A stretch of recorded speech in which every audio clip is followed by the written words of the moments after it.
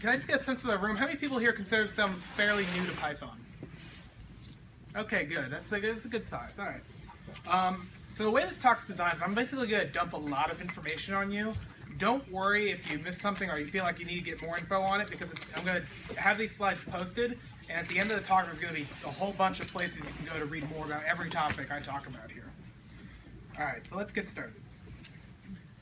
First, I'm going to go over the directory structure we have. I'm going to go over isolating your environment, which is separating your project's dependencies from other projects' dependencies, which doesn't always seem important, but you'll find the more you do projects, the more you wish you had done that earlier.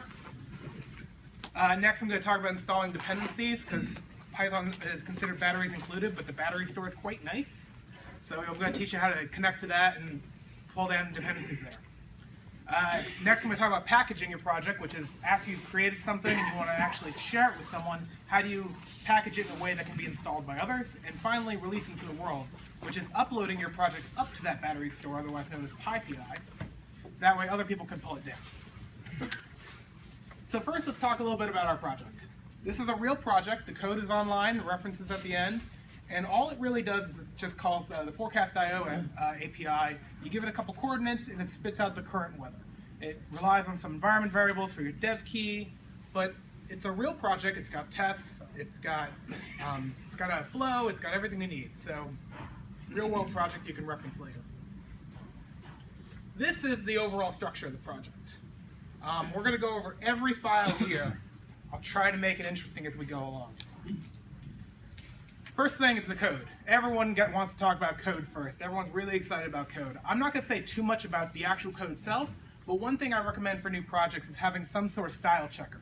So what you see here is me running a code tool called Flake8 over my code, and it spits out what it sees as style violations in that code. In this case, I've got a line in the project that's too long. Most of these recommendations come from a Python enhancement process, is it? Proposal, thank you, called PEP8. What I will say is, when you pick a style tool and apply it, most of them are going to be relying on a thing called PEP8 you can Google and read about. The biggest thing you need to remember is that not any of those rules are set in stone. Most of them are good ideas, some of them you might want to tweak. Line length is one that almost everyone recommends you bump up a little bit.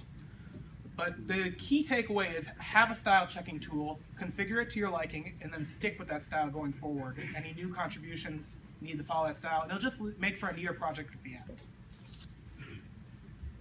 Next thing we're going to talk about is actually the most important part, the tests.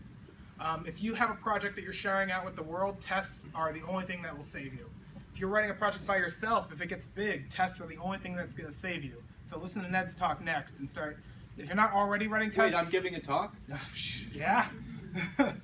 Start writing tests. And just to show you what that looks like, you got the test directory here, and I have all my tests in one file because this is a small project. And this is me running a tool called PyTest. And what it does is it goes through that directory, it finds any tests in there, runs them all, and gives you a nice little output. Don't let anyone else merge code to your project without running tests. Don't release code unless all your tests pass, or at least you understand why they're failing. But pretty important. One thing I'm going to talk about quickly here is the license up top. A license is essentially what other people can do with the code. Usually you'll see out there either an Apache license, an MIT license, or a GNU license. I'm not going to go into detail about what those are. There's a reference at the end you can use to learn about different licenses and pick one for your project. The takeaway for new people, pick a license, pick one that works for you, have it ready before you release anybody. Next, I'm going to talk about documentation.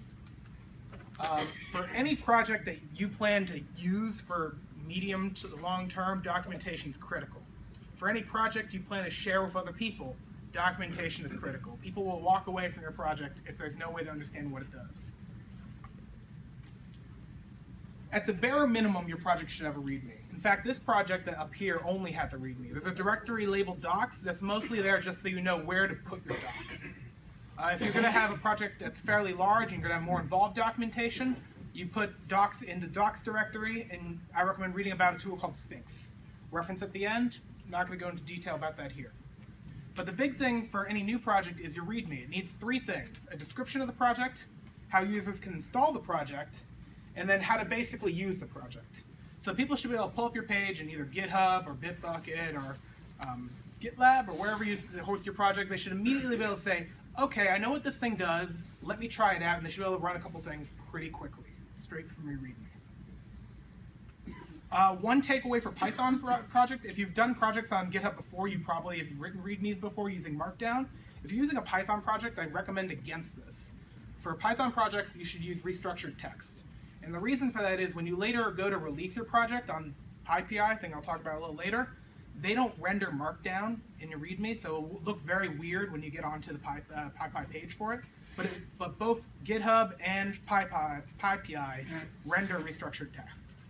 So read a little bit about that.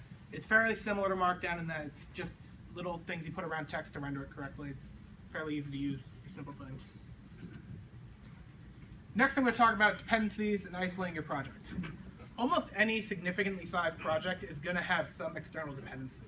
In fact, if you're doing any project involving going out to the internet, you're going to have requests as your dependency. I highly recommend it, but we'll go into this in detail here. So, as I said earlier, isolating your project is a way of creating a Python package, Python interpreter for your project that is separate from any other projects on your system. So any dependencies for project X, any dependencies from project Y, they all have their own little black box which has everything you need to run that project. And the reason why you do this is because you don't want, if you have project X that requires a version of the package and project Y requires an older version of that package, you don't want that conflict in there or you're going to see weird problems, you're going to spend a long time trying to figure out what's going on. So when you get ready to start your project, first thing you want to do is make sure virtual env is installed. If you're using Python 3, this is bundled in, but for Python 2, you should probably make sure it's installed with pip. So just do pip install virtual env. Then you create an isolated project, and that command is very simple. It's virtual env and then a name for that virtual environment. I use venv. I think that's venv. I think that's fairly standard. Doesn't really matter. That's not going to go into source control. You got to keep it out of there. So you can call it whatever you want. Then once you have this environment, you run the third command down there, source name your virtual environment bin activate. And what this does is it tells your shell that when using Python, when you type in Python, use your magic black box for that Python. When you install things, install them into that little black box. That way, as a way of saying, I'm activating my virtual environment because I'm working on this project. Anything I do should go through that environment. I'm going to go over some commands just for installing dependencies. It's using a command name called pip, which stands for pip installs packages. And very basic, installing and uninstalling is just pip install package name, pip uninstall package name. When you need to upgrade, it's pip install -u, the -u is for upgrade. If you want to see what things you've already installed, pip freeze is your friend. It'll list all your dependencies and what versions are currently installed. And then finally, you want to install packages from a file. Say you've listed all your requirements. You do pip install -r in the file, and it'll go through that file line by line, installing each one of those packages. The format for that file is identical to what you see in pip freeze. Don't worry too much about that right now. These are the requirements for our little test project. Like I said, any project that involves going out on the internet, you're going to want to install requests. Don't use urllib2. Don't use urllib1. Oh my god, don't. Just stick with requests unless you know you want to do something else. In fact, I think the Python official docs tell you to install requests at this point. I've got a question. Yep. You want to take a question? Can you talk about the difference between pip and conda for package management and installing? I don't want to go too far on that because I don't know a ton, but if I remember right, you're talking about Anaconda, right? Yeah. I think Anaconda is basically just a system that packages a bunch of things together for like scientific computing, right? I think all that is it. Am I wrong? Is that just a virtual environment? Well, It's more like RPM. It's really like this whole higher level, Really? doing operating system level libraries. okay. Clearly, I should stay out of that one, but. I think Conda is the tool that Conda is like Anaconda's own like tool, like pip, to install new packages. Okay, cool. I'm gonna move away from it though, because I know vaguely what it is, but I clearly haven't used it much. The short answer from us up here who don't know is that Anaconda is a scientific distribution of Python that includes lots of add-ons that you're going to want if you're doing scientific Python, and it includes a package manager called Conda, and we don't know how it works. All right then. But you can still use pip. Use Anaconda, you can independently use pip. Awesome. You can still use pip if you're using Anaconda. So back to my thing. For this project, I separated my main requirements and my test requirements because you as a user only need to install requests. But if you're a developer, you're going to want to run everything supporting the package. And I'm just going to quickly go over these. Coverage is Ned's package, and it basically measures how much of your code has been covered by automated tests. Flake 8 is my style checker. That's the thing that goes through your code and makes sure it follows a consistent style.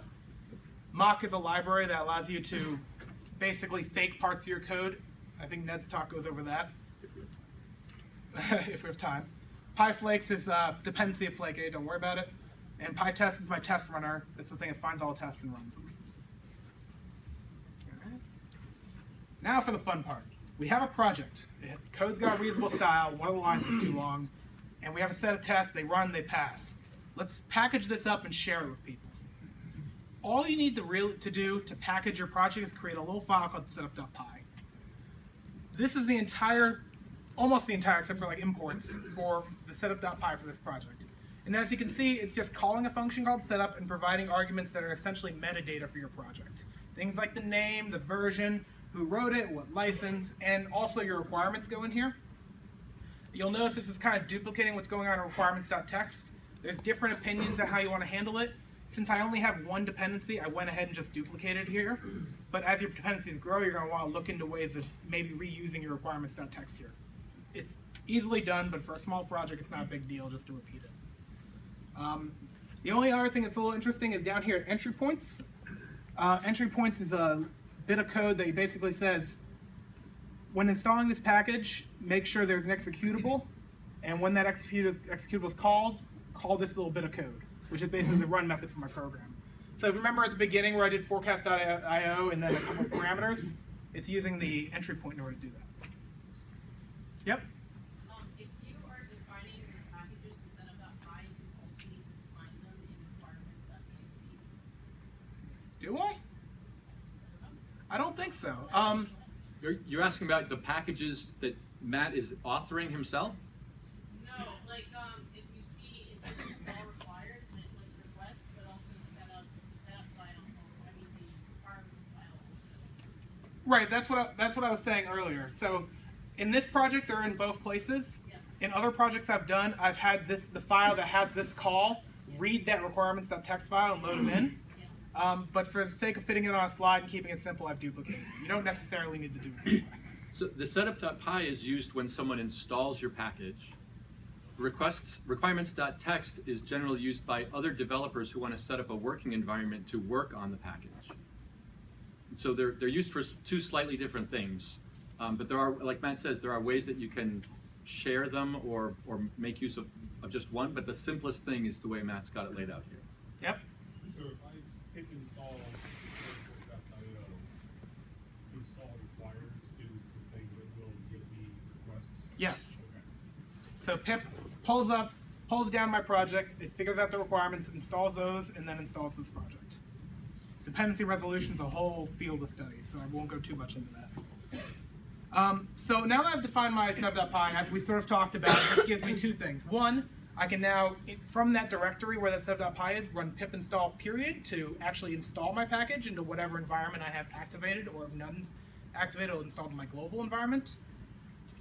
You can also, so right now at a bare minimum, we can put that thing on a floppy disk, hand it to our friend, and they can install it themselves. It's, I think, an awesome thing. I love that idea. Just pip install period, and then you can run your command. You have a working project. But given that this is the internet, we tend to want to share more digitally and share it out. But before I talk about that, I want to talk about one other thing that I don't think a lot of people know about, or at least I didn't know about it when I started this talk. It's called editable installs. So now that you have a setup.py, not only can you install the package, which normally copies the files and puts it into your environment, you can do an editable install, which instead of copying those files, it links those files into your environment. And what that distinction means is when you edit your source files, wherever you have it installed is also updated. So what this is typically used for is like debugging, or you're developing new features. And so you make a change in the code, it's already reflected wherever you have it installed. It's very good for quick edit, debug sessions. So if you're playing around with it, read a little bit about editable installs. Now we got that aside, let's talk about releasing our project to the world. So this is PyPI, PyPI, sorry, PyPI is a separate thing. PyPI, this is where you release projects that can be shared with anyone. When you run pip install and a package command, this is where it's going to find those packages. And it's actually comically easy to release your own packages on here. It's actually kind of impressive. So the first thing you do is you register for an account. After that, this is a step I hate, by the way. After that, you create a .py.pirc in your home directory. And what this is you put your credentials in here. I don't love having my credentials in plain text, so I often like remake this file basically whenever I actually deploy. But you put this file in your home directory, you put your credentials in there like that. That's not my real password, obviously. But once you've done that, you run your setup.py, you do Python setup.py. This is the file where I had that setup method we looked at earlier. Register, and then whatever you want to call your project. Once you've done that, it'll upload a version of your project to PyPI. If it doesn't already exist, it will create it, and it will register you as the owner of that project. And now you have a package out there that anyone can use, and you are considered the owner of it. So now you have a package on PyPI. It's awesome. All done, right? There's the real setup.py deployed of the project we saw earlier. You can go there right now and you'll see it if you Google for it. I don't actually have the URL up there. And I think you left out upload. when you register, it actually uploads the version. Oh, really? Yeah, I found didn't that know out. that. I found that out with this All right, project. cool. But don't worry, we're gonna talk about uploading new versions. All right. But first, now that we have our thing on PyPI, anyone in this room could, in theory, I say in theory, run this command and install the project. It does require a little setup. You need to have some environment variables set up. You need to have dev key, but it's out there. Done. But now that you have your project up, say you want to make changes, say you make bug fixes, you need to update your project. And all that requires is updating the version in that setup.py, because this is what tells PyPI that this is a new version and that there's no conflict. And then you run Python setup.py sdist upload. That just says upload the new package on PyPI and share it with everybody. SDIS stands for source distribution. Thank you. And if you're security conscious, you can sign your releases. I often do for an open source project I run. I don't know how common that is. That's why I don't go into detail here. And that's basically it. We've gone from creating a project from scratch all the way to releasing it to the world. These next two slides are not really for human consumption. There are references. I'm going to post these slides on the meetup. You can go back to any section that you thought I went too fast or too vague and read more about it here. And that is all I've got. So let's do some questions. You must have some questions. Yeah. Do you have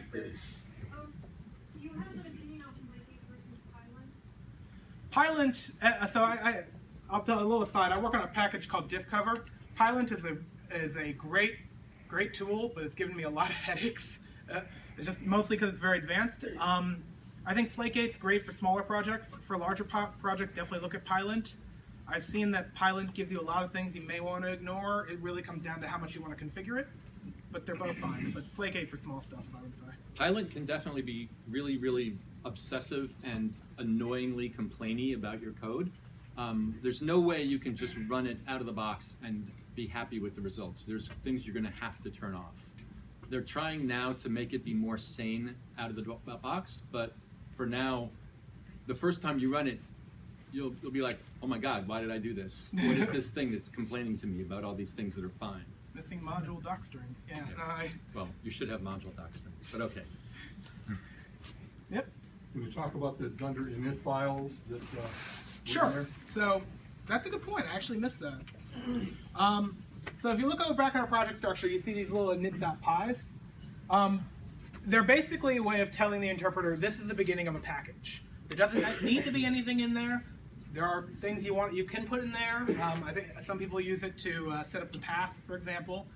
For this project, I believe they're all blank, and it's just saying this is a package, just so you know, Python. Right. And since we're talking about both the structure of the code and things like setup.py, the word package here has two different meanings.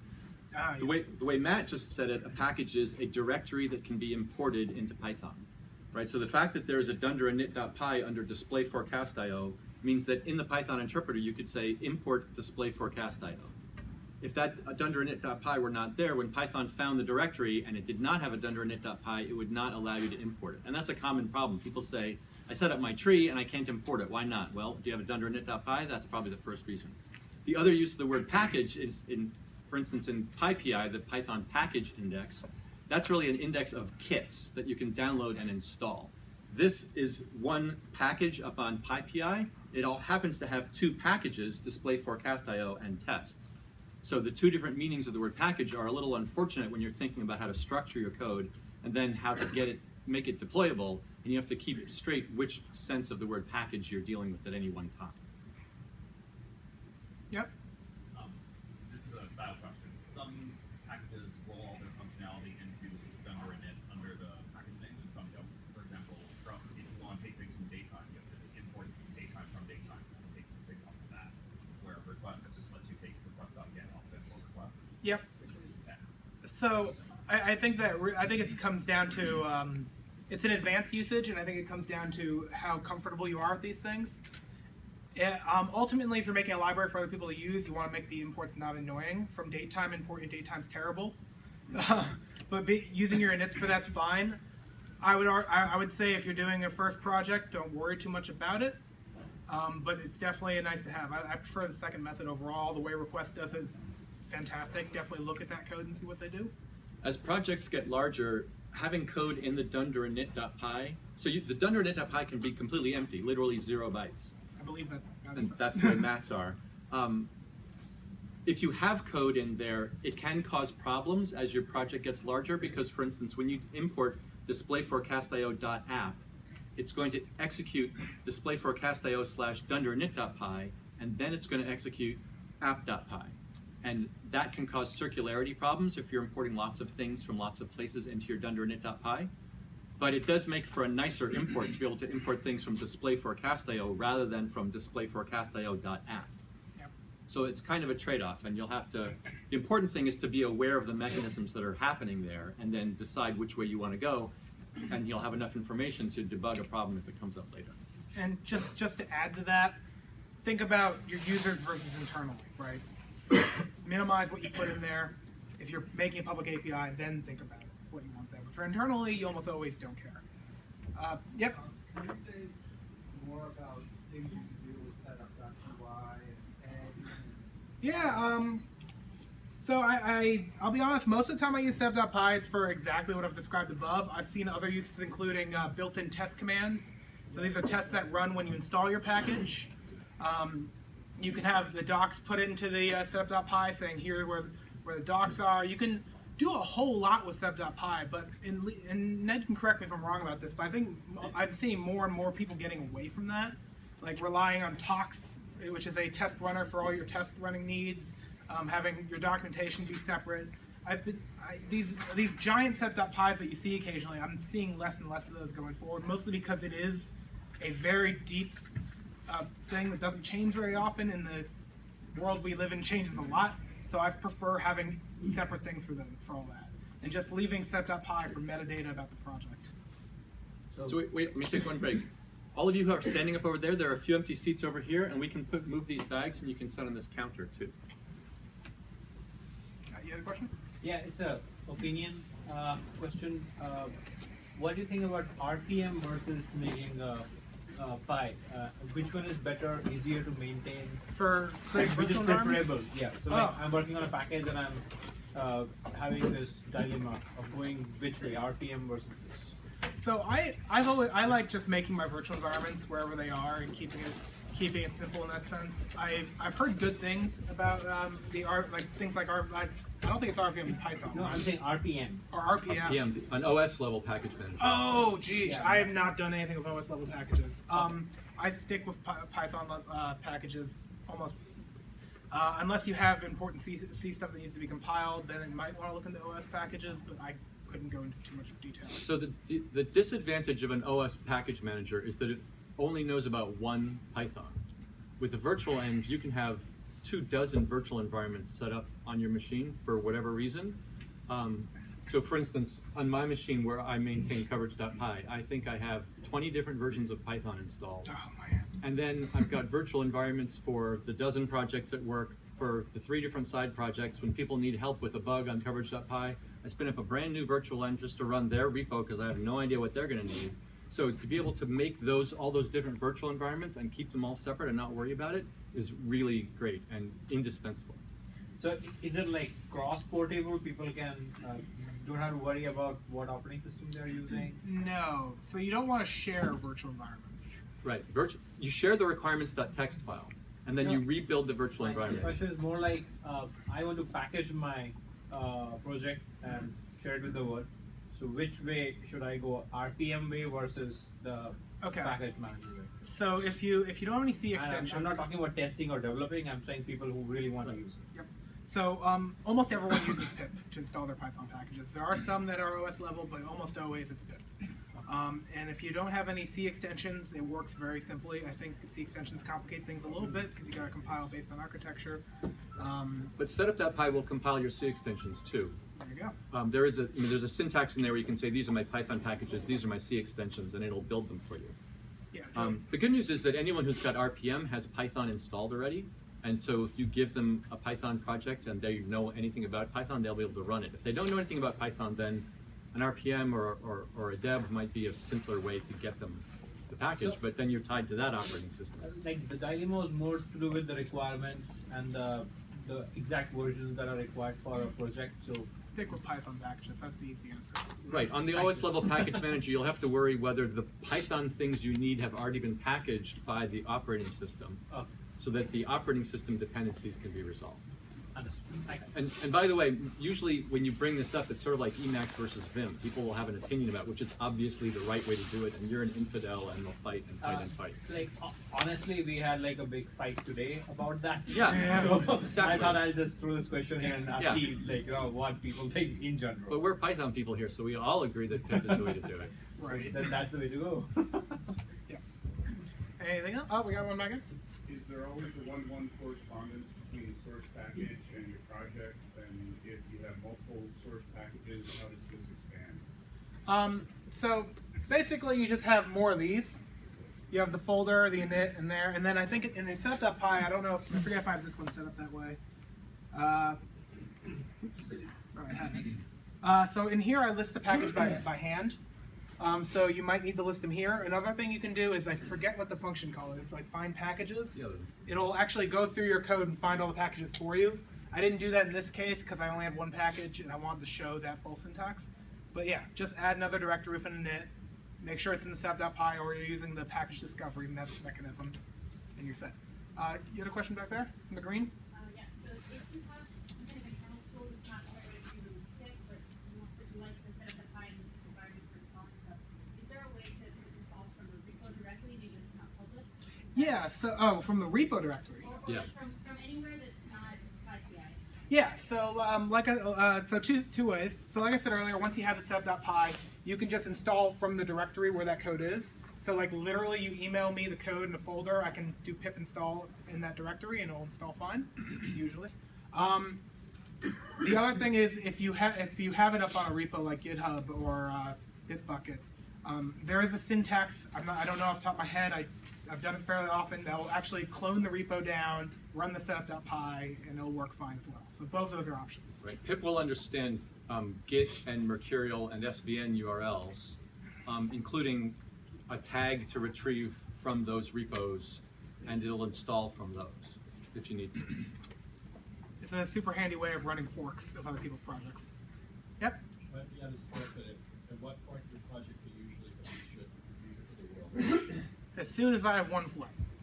If I got a flow someone finds useful, I release it. Although, speaking personally, I often release before I have anything. I mean, not on PyPI, but on GitHub, whatever, just get it out there. But as far as releasing to the world, if there's one feature someone might find kind of cool, go ahead. So I'll tell you, one thing that people often feel about their projects is that they're not ready to be released, or it works well, but it's not. I have to clean up the code, so I'm gonna do that later. I have felt that, and I have talked to people who have felt that, and I have never once heard a person say to me, "I released it too early, and someone yelled at me about the way my code looked." It just doesn't happen. So there's really not much reason not to release it. You can't reuse version numbers on PyPI, so if you release a 1.0 and then you decide you want to change something, you have to call it something besides 1.0.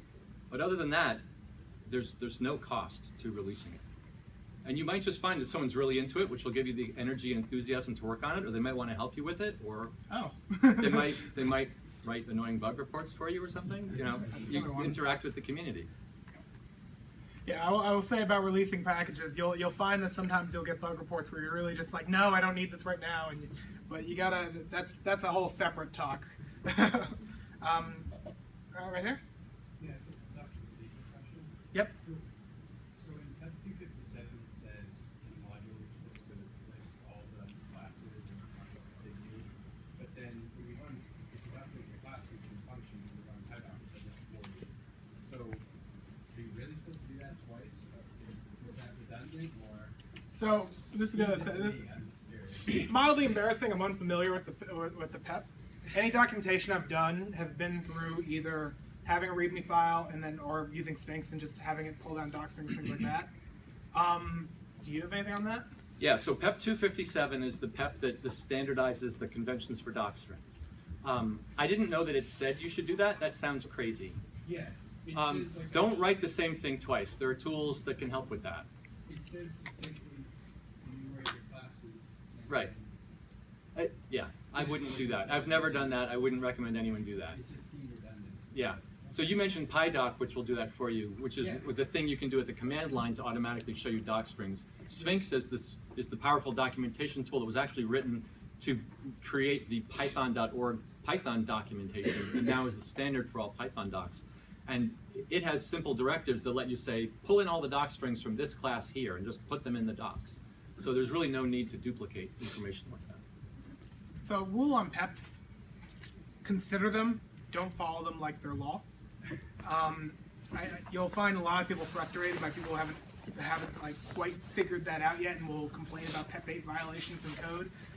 They're guidelines. They tend to be good ideas, but if it doesn't make sense to you, don't do it. Any questions? Anyone else?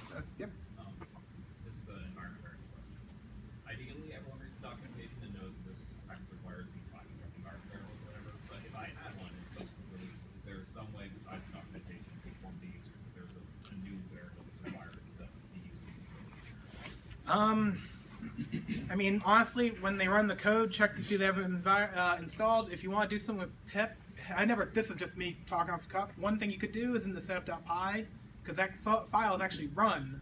So you might be able to get away with printing out something like, make sure you have these defined, or I'll be mad. But usually just validate when you run the code. Anything else? Oh, we got one back there. I was to start a framework. Let's do it. A package may or may not support 2.6 or 3.0. Is there a way to designate that or Yep.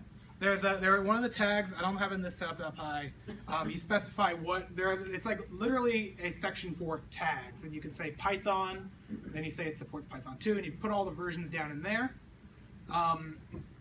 If you're writing a new project, just a little PSA, give 3 a shot. It's pretty good, I'm a big fan. If you're writing a library they expect a lot of other people to use, 2.7 is still the most popular, and there are a lot of people using 2.6, which surprises me. I never understood that, but hey. It's Red Hat. Yeah, of course. But yeah, you just specify those tags in the setup.py. Right, so the tags are called classifiers. Thank you. And they're used for Python version for classifying the project. Oh, this is a developer tool. This is for art. This is for music. But it's important to know that those classifiers are not used by setup.py to prevent you from installing it in a version of Python that it will not support. And it's a tricky thing. I've got an open issue now against coverage.py, which no longer supports Python 3.2, and they want me to put something in there to make it very clear that it doesn't, like when you install it, that it will not work. And I'm torn because I don't want to add extra cruft to my setup.py to like check this and check that and check that to see if it's going to work. And how many 3.2 users are there anyway? And it's only one guy, so maybe I can just close it as won't fix. I don't know. But yeah, there's no built-in way to put teeth into a setup.py to ensure that it's being installed on a version of Python that it'll support. All right, you had a question I here? was just gonna comment on that. Can you not put Python in the requirements.txt or in your install requires and specify a constraint on that? It's not a pip installable package, so Yeah, unless I know it's if treating it there's- specially, it'd be cool if they did that as a special case. Yeah. But I've never heard of that happening. Doesn't mean it doesn't happen. I didn't know. Yeah, so install requires is for Python packages specifically. But yeah, like I said. But by the way, Matt just mentioned that setup.py, it is a Python file. It is actually executed. The one he showed is very declarative, but it is one function call with lots of arguments. You can put arbitrary code in your setup.py to solve problems like this, but you should also be aware that bad guys could put code into a setup.py and then get you to install that package. And that is the reason that you should never run pip with sudo. Because when you say sudo pip install blah, whoever uploaded blah is now running code on your computer as root. And you should think very, very carefully before you do that. What do I know about that? Newest version of pip actually adds some nice security features. If you're worried, check them out. It allows you to install specific, making sure when you install a package it matches a specific hash that you have specified. I haven't looked too much into the details about it, but it's really cool from what I've seen, so check that out. I saw more hands. There's one there. In a work environment, any suggestions on how to get buy-in from your coworkers on things like Slate, captain, all that stuff? Oh man, I have mixed feelings about what I'm about to say. So I maintain a package called diffcover. One thing that diffcover does is it applies these tools to changes in the code. So often when you're at a new organization, if you're at an organization that's been running Python for a while, using a tool like Flake8, it's very demoralizing because you run it and it's just pages and pages of stuff, and you're never going to do it all really. So what you really need to do is work on changes going forward. So say, hey, let's try to set up a standard so any new code that comes in, we apply these code style to it. That way, as the code grows and expands and things get edited, the code gets better as you go. Because you're not going to win any friends by saying, let's go through the entire code base. Diffcover is a tool that... I tried that one, I know that. Yeah. So diffcover is a tool that helps you with that, but another way you can do it, honestly, is just keep count and make sure whenever new code goes in, that count is going down rather than going up. But just as you go is the key. More hands? Yep. Just since you talked about, you mentioned types of designs and also some talk about docs, writing documentation. People know there's a great podcast called podcast.me. Ah, yes. It's all about Python. And done a great interview on there all about Boston Python. We have two recent shows. One that talks about the PEP process and some of the editors, and they kind of give a good overview of what PEPs are, why they exist, and again, some of what you said about like they're not, set in stone. They're guidelines and a lot of things. And then there's another really fun about documentation. Talks about read the docs, writing documentation, some of the more of an overview. Podcasting clients, hosts they do a good job. Oh yeah, I've heard this stuff. Been a while, but it's good. It's definitely good stuff. You mentioned Read the Docs. If you're online reading about Python stuff, look up Read the Docs. It's a fantastic project for hosting people's documentation. Help them out if you can. Otherwise, just use it. Upload your docs there. Create a community of documentation. It's a great thing. A little known thing about Read the Docs is that they have the domain readthedocs.org, but they also have the domain rtfd.org, which is amazing. That's great. Documentation sloth, is it? If I remember right? Or all right. Anyone else? Any other questions about structuring projects?